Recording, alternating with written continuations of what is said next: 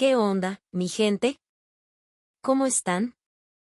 Bienvenidos a otro Storytime, y agárrense, porque la historia que les traigo hoy, es una de esas que te calan hasta los huesos, que te erizan la piel y que, al final, te hacen inflar el pecho y decir con la frente en alto: no manches, qué chingón es ser mexicano. Hoy no vamos a hablar de playas ni de pirámides. Hoy vamos a hablar de héroes de verdad, de esos que no usan capa, sino una bata blanca, a veces manchada de sangre y cansancio, pero siempre, siempre llevada con un orgullo y un corazón que ya quisieran en otras partes del mundo. Esta es la historia de 48 horas que cambiaron para siempre la forma de ver la vida de un grupo de médicos alemanes, la élite de la élite europea. Llegaron a México pensando que nuestro sistema de salud era un chiste, un desastre tercermundista. Se fueron con lágrimas en los ojos, haciendo una reverencia y preguntándose si todo lo que habían aprendido en sus prestigiosas universidades estaba, en el fondo, equivocado. Esta es la historia de cuando la medicina más avanzada del mundo vino a nuestro país y aprendió a ser humana. Parte 1. La arrogancia de la medicina número 1 de Europa. Imagínense esto, un equipo de 30 personas. No cualquier equipo, no. Eran la crema innata de la medicina alemana, seleccionados de los hospitales más prestigiosos de Berlín, Múnich y Hamburgo. Piensen en ellos como el Real Madrid de la cirugía, perfectos, precisos, eficientes y, por qué no decirlo, un poquito arrogantes. El líder del grupo era el profesor Klaus Müller, una leyenda viviente de la cirugía cardiovascular, director del departamento en el Hospital Universitario de Berlín. Un hombre de 60 años, con una mirada de acero y unas manos que habían realizado más de 3.000 operaciones a corazón abierto. Para el profesor Müller, la medicina era una ciencia exacta, una ecuación donde las emociones y el sentimentalismo sobraban. Eficiencia, tecnología y precisión. Ese era su evangelio. Junto a él estaba la jefa de enfermeras, Hauke Schmidt, una mujer con 30 años de experiencia, dura como una roca y con una fe ciega en la superioridad del sistema de enfermería alemán. Para ella, todo lo que estuviera fuera de sus protocolos milimétricos era, simple y sencillamente, una porquería. El resto del equipo no era diferente: 5 cirujanos cardiovasculares, 4 neurocirujanos, 3 urgenciólogos, 2 anestesiólogos y 16 enfermeros y enfermeras. Todos jóvenes, brillantes y convencidos de que la medicina alemana era el pináculo de la civilización. Venían de regreso de un seminario de 5 días en Singapur. Allá se habían maravillado con lo último de lo último: sistemas de diagnóstico con inteligencia artificial, robots quirúrgicos que operaban con una precisión de micras. Estaban fascinados, se sentían los dueños del futuro. Su plan era sencillo: tomar un vuelo directo de Singapur a Frankfurt y volver a sus impecables y ordenados hospitales. Pero, como siempre pasa en las mejores historias, el destino tenía otros planes. Justo cuando estaban a punto de abordar, la voz de la aerolínea retumbó en la terminal. Debido a una falla crítica en la aeronave, el vuelo a Frankfurt presentará una demora de, al menos, 24 horas. El caos. La frustración. Müller, con la vena del cuello a punto de estallar, golpeó la mesa. ¿Perder un día entero? Inaceptable. La aerolínea, para calmar los ánimos, les ofreció la única alternativa viable: un vuelo de conexión que los llevaría a Frankfurt, pero con una pequeña escala en la Ciudad de México. La reacción del profesor Müller fue de un desprecio absoluto. «México», le dijo a su asistente, casi escupiendo la palabra. ¿No es ahí donde la gente se cura con tequila y remedios de la abuela? ¡Qué pérdida de tiempo monumental! Seguro sus hospitales son sucios y sus médicos, unos improvisados. La jefa Helga no se quedó atrás. Reunió a sus enfermeras más jóvenes y les dio una advertencia casi apocalíptica: escuchen bien. Van a ver cosas que en Alemania serían consideradas mala praxis. No toquen nada sin guantes, no beban agua que no esté embotellada y, por el amor de Dios, mantengan su distancia. Esto no es Europa. Así, con el ánimo por los suelos y los prejuicios por las nubes, el equipo de élite abordó el avión rumbo a lo que ellos consideraban el corazón de las tinieblas. No tenían ni la más remota idea de que estaban volando directamente hacia la lección más grande de sus vidas. El avión aterrizó en el Aeropuerto Internacional de la Ciudad de México pasada la medianoche.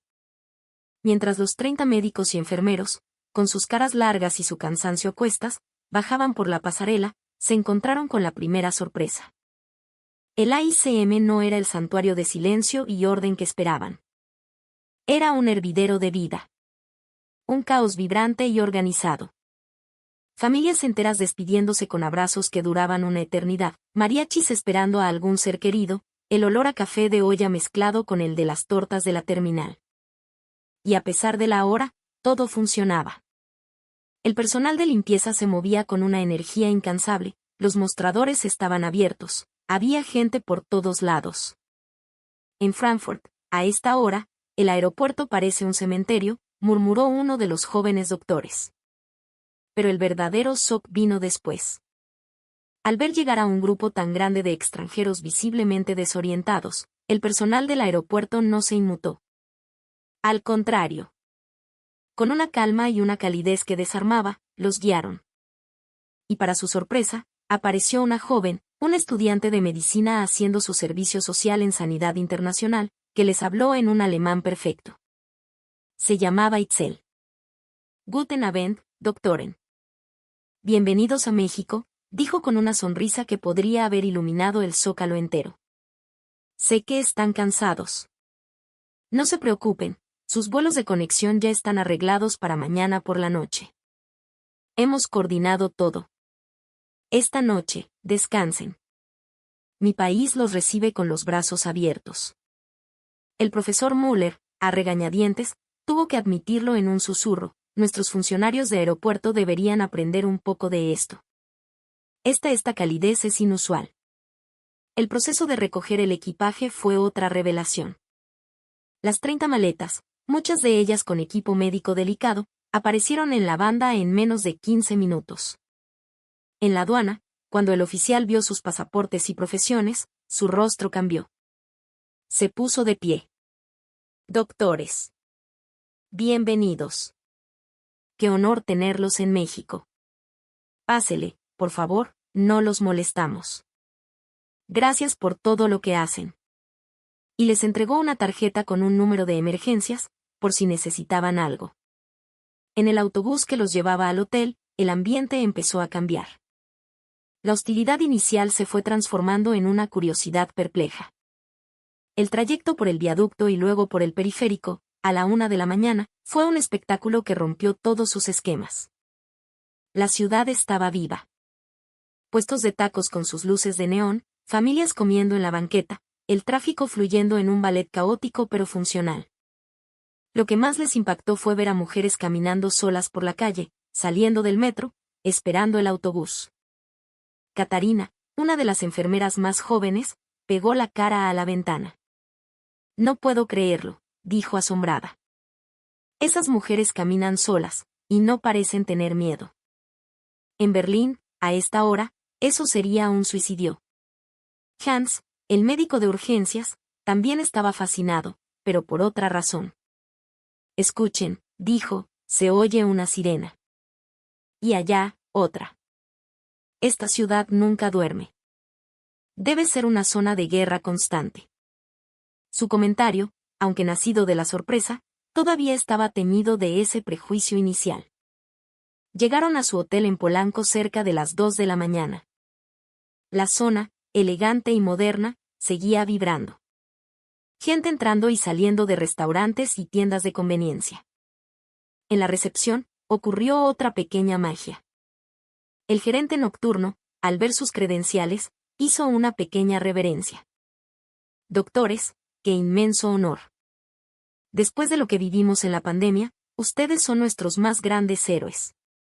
Les hemos preparado unas habitaciones en el piso más tranquilo, con vista al parque, para que puedan descansar como se merecen.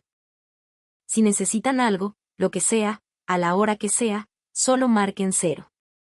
En el silencio del elevador, subiendo a sus habitaciones, el profesor Müller se volvió hacia mí, o bueno, hacia el doctor Santiago Ramírez, mi contacto en el hospital que me contó toda esta historia.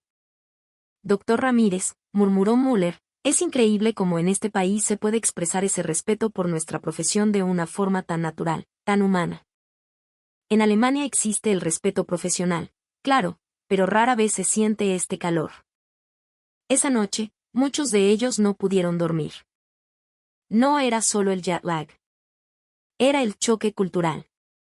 En apenas un par de horas, la calidez y el orden dentro del caos de la sociedad mexicana habían empezado a taladrar las gruesas murallas de su soberbia europea. Y lo mejor, o lo peor para ellos, apenas estaba por comenzar. Parte 2. El SOC en el Hospital Público Mexicano, un campo de batalla lleno de amor. A las 6 de la mañana, uno de los médicos más jóvenes, un cirujano llamado Klaus Werner, se despertó con un hambre voraz. Bajó a la recepción del hotel, esperando que le dijeran que todo estaba cerrado, como ocurriría en cualquier ciudad alemana a esa hora. El concierge, un joven llamado Ricardo, sonrió. «Doctor, ¿hambre?» «No, pues ¿cómo cree que no hay nada? Si quiere probar el verdadero desayuno de campeones, no tiene que ir muy lejos. En la esquina, en un puestito de lámina azul, está doña Elvira. Vende los mejores tamales oaxaqueños y un atole de guayaba que le va a revivir el alma. Todos los doctores del Hospital Español van ahí cuando salen de la guardia». La idea de un puesto de lámina azul horrorizó y fascinó a Klaus a partes iguales. Convenció a otros 6 colegas, y allá fueron, caminando por las calles de Polanco que ya empezaban a despertar. A las 6:30 de la mañana, la ciudad ya era un torbellino de actividad. Y ahí estaba, el puestito de doña Elvira, una mujer de unos 60 y tantos años, con una sonrisa que abarcaba toda la cara y unas manos que se movían con la velocidad de un colibrí. El vapor salía de una tamalera gigante y el olor a masa de maíz, a mole y a salsa verde lo inundaba todo. El lugar ya estaba lleno. Obreros de la construcción, oficinistas, y sí, un par de médicos con sus batas y sus caras de cansancio extremo, recién salidos de una guardia de 36 horas. Al ver a los alemanes, güeros, altos, visiblemente fuera de lugar, doña Elvira ni se inmutó. «Pásenle, güeritos. ¿Qué les vamos a dar?» «Hay tamalito verde, de mole, de rajas y de dulce. Y para tomar, un champurrado o un atolito de guayaba, para que amarre». Pidieron con timidez, un poco de todo. Se sentaron en unos banquitos de plástico en la banqueta. Vieron el tamal, envuelto en su hoja de plátano, con desconfianza. Pero al primer bocado, el silencio se apoderó de la mesa. Sus ojos se abrieron como platos. La suavidad de la masa, el sabor profundo del mole, el picor perfecto de la salsa verde era una sinfonía de sabores que nunca habían experimentado. Klaus Werner devoró 2 tamales en menos de 5 minutos. En Alemania, dijo con la boca llena, es imposible comer algo así de delicioso, y menos por este precio. «Esto es increíble. Esto tiene alma». María, una enfermera, probó el atole. «Siento como me calienta por dentro», dijo con los ojos cerrados. «Esto es 1000 veces mejor que cualquier bebida energética después de una guardia». Al momento de pagar, vino el siguiente shock. 7 personas, desayunadas hasta el tope, y la cuenta no llegaba ni a 400 pesos. Menos de 20 euros. En Berlín, esto nos habría costado, por lo menos, 80 euros, calculó uno de ellos. Le pagaron a doña Elvira, quien les devolvió el cambio exacto y les dijo, «Provechito, doctores. Que descansen, que bien duro trabajan». Ese desayuno fue el verdadero punto de inflexión. Empezaron a entender que en México, la calidad y el corazón no estaban peleados con la sencillez. Más tarde esa mañana, el grupo completo decidió que querían ver con sus propios ojos la realidad de la medicina mexicana. El doctor Santiago Ramírez, mi amigo que me contó esta historia, hizo unas llamadas y consiguió una visita especial, no a un hospital privado y lujoso, sino al corazón del sistema, un gran hospital general, el doctor Ignacio Chávez. Tomaron el metro. Otra experiencia. La limpieza de las estaciones, la eficiencia de los trenes, pero sobre todo, el civismo de la gente. En uno de los vagones, vieron como un anciano con bastón subía y, al instante, 3 jóvenes se levantaron para cederle el asiento. Catarina, la enfermera, sintió un nudo en la garganta. Esa amabilidad tan espontánea, susurró. Al llegar al hospital, la primera impresión fue un golpe brutal. El exterior no era una torre de cristal y acero. Era una fortaleza de concreto, gastada por las batallas, rodeada de una multitud. Familias enteras acampando en los jardines, esperando noticias de sus enfermos. Vendedores de comida, de amuletos, de todo. Dios mío, exclamó Helga, la jefa de enfermeras. Esto es un caos absoluto. Es un foco de infección. Pero al entrar, y sobre todo, al llegar al área de urgencias, la palabra caos se quedó corta. Era un campo de batalla. Un pandemonio. El lugar estaba a reventar. Gente en camillas en los pasillos, familiares amontonados, el sonido de los monitores mezclado con llantos y quejidos. El olor a cloro y desinfectante luchando por imponerse al olor del miedo y el dolor. Los alemanes se quedaron paralizados en la entrada, horrorizados. Su primer instinto fue dar media vuelta y huir de ese infierno. Pero entonces, en medio de ese huracán, empezaron a ver la magia. Vieron a una doctora residente, una joven llamada Sofía, con unas ojeras que le llegaban al piso, claramente al final de una guardia de más de 30 horas. Corría de un lado a otro, pero de repente se detuvo junto a un viejito que temblaba en una camilla. Le tocó el hombro, le sonrió. Tranquilo, abuelito, no se me asuste. Ahorita vemos qué tiene. ¿Ya desayunó algo? No se me preocupe, ya está aquí, ya está en el mejor lugar. Y le tomó la mano. La jefa Helga Schmidt casi se desmaya. ¿Tocar a un paciente sin guantes para un gesto no médico? Eso es totalmente antiprofesional, siseó. Vieron a un médico diagnosticar una apendicitis aguda en un niño usando solo sus manos y un estetoscopio viejo. El ultrasonido estaba ocupado. No necesito la máquina, le dijo a un interno. Siente aquí. El rebote. Es un MC Borney de libro, güey. Háblale a cirugía, que lo vayan preparando. Era el famoso ojo clínico, la habilidad de ver más allá de la tecnología, un arte que en Alemania se estaba perdiendo. Vieron a las enfermeras compartir su propio almuerzo con una familia que venía de un pueblo lejano y no tenía dinero ni para un refresco. Y entonces, ocurrió la escena que lo cambió todo. Una señora, hija de una paciente que la doctora Sofía había atendido, se acercó a ella con una bolsita de plástico. Doctora, le dijo con la voz quebrada por la gratitud, mi mamá ya está mucho mejor gracias a usted.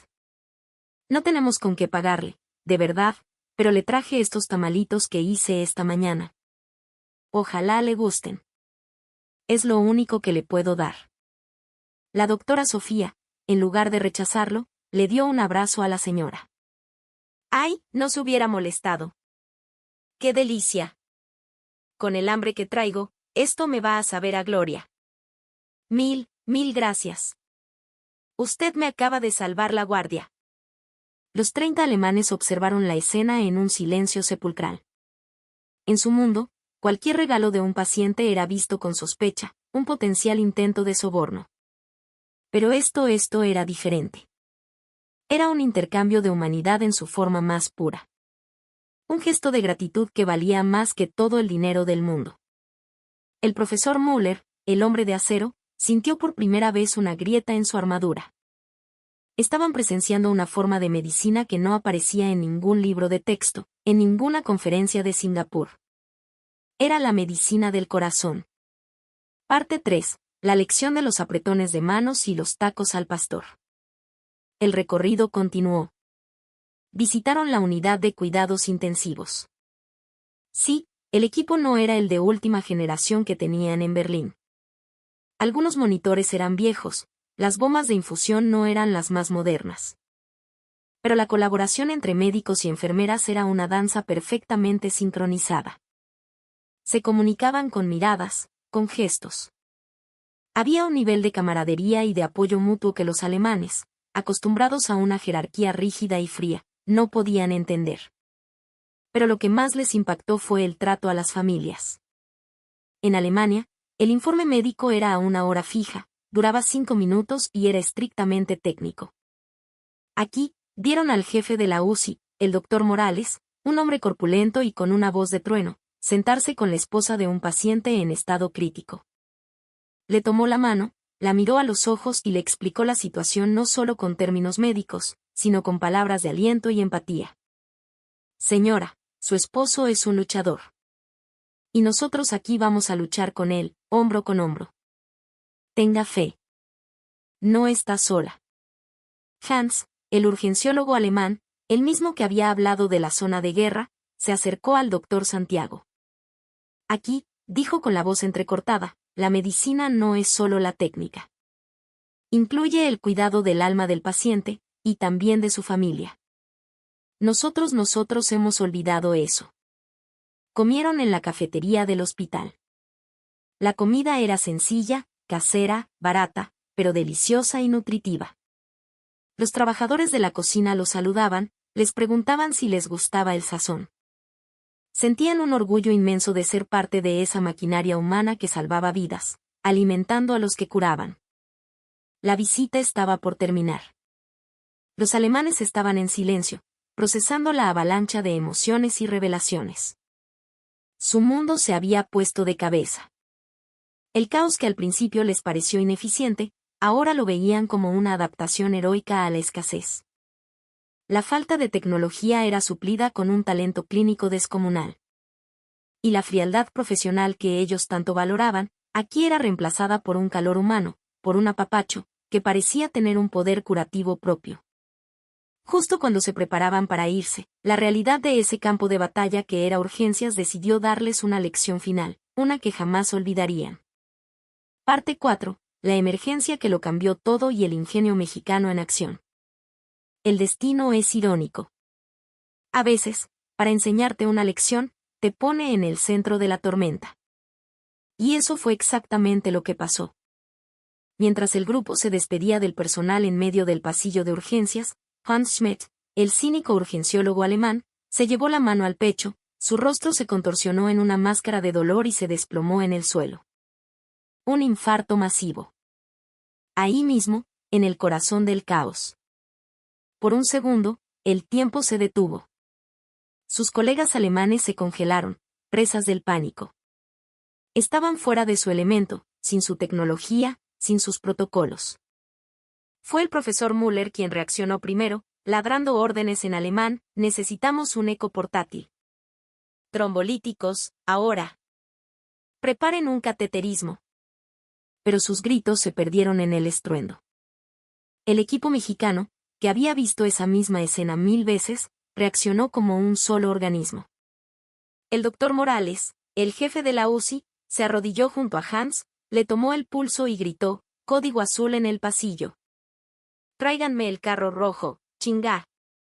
Sofía, canalízalo con doble vía. Alguien que traiga el ultrasonido de gineco, es el único que está libre ahorita. La jefa Elga miró a Morales con horror. ¿El ultrasonido de ginecología? ¿Está loco? Necesita un ecocardiógrafo. Morales la ignoró. En menos de un minuto, apareció un residente corriendo con el carro de emergencias y otro con un viejo aparato de ultrasonido. Morales tomó el transductor, lo cubrió de gel y lo deslizó sobre el pecho de Hans con una destreza que dejó a Müller boquiabierto. En la pequeña pantalla en blanco y negro, apareció la imagen danzante del corazón. No manches, susurró Morales. Es un taponamiento cardíaco. El ventrículo derecho está colapsado. Se nos va. No llega a quirófano. Hay que puncionarlo aquí mismo. Lo que siguió fue una cátedra de ingenio y valentía. Sin un quirófano estéril, sin la guía de rayos X de alta definición, el doctor Morales, ayudado por la doctora Sofía y 2 enfermeros, preparó una pericardiocentesis de emergencia en medio del pasillo. Usando el viejo ultrasonido como su único guía, introdujo una larga aguja en el pecho de Hans, apuntando a ese espacio milimétrico entre la vida y la muerte. Los médicos alemanes observaban, mudos, aterrados y, sobre todo, profundamente admirados.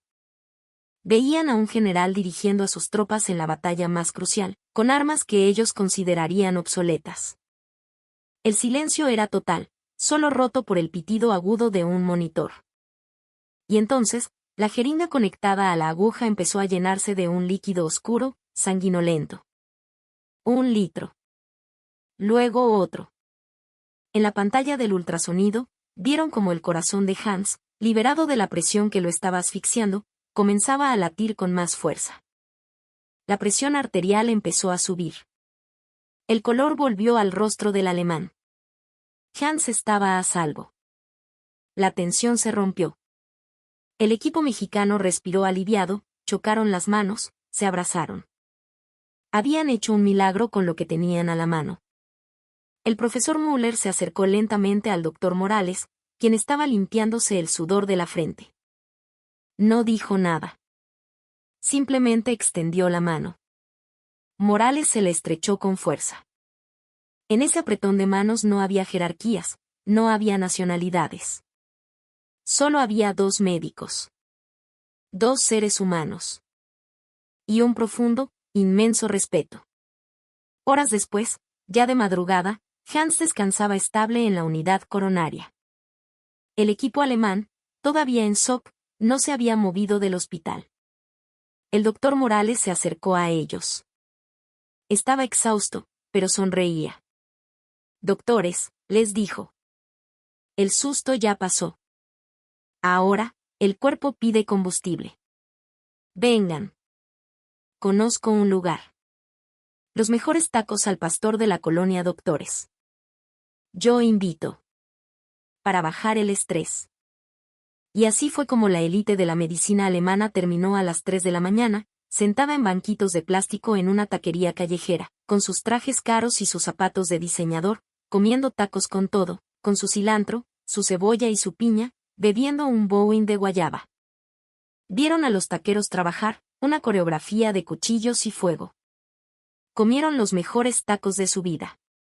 Y por primera vez en mucho tiempo, rieron. Se relajaron. Se sintieron, simplemente, humanos. Conclusión: México no solo cura el cuerpo, cura el alma. A la mañana siguiente, antes de ir al aeropuerto, visitaron a Hans. Estaba débil, pero sonreía. Les agradeció a sus colegas mexicanos con lágrimas en los ojos. Al salir de la habitación, el profesor Klaus Müller se detuvo.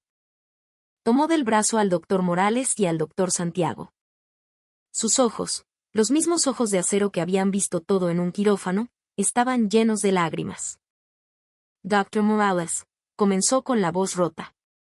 Ayer, usted salvó la vida de mi amigo, de mi colega. En mi hospital en Berlín, para hacer lo que usted hizo, habríamos usado un equipo que cuesta 2 millones de euros, 5 pantallas de plasma y un ejército de técnicos. Usted lo hizo con sus manos, su cerebro y un ecógrafo de los años 90 en un pasillo. Hizo una pausa, luchando por contener el sollozo. Nosotros tenemos la tecnología, sí. Pero ustedes tienen algo que nosotros perdimos. Tienen el arte. Tienen el corazón. Tienen el alma de la medicina. Creo que hemos estado equivocados, doctores. Por mucho, mucho tiempo.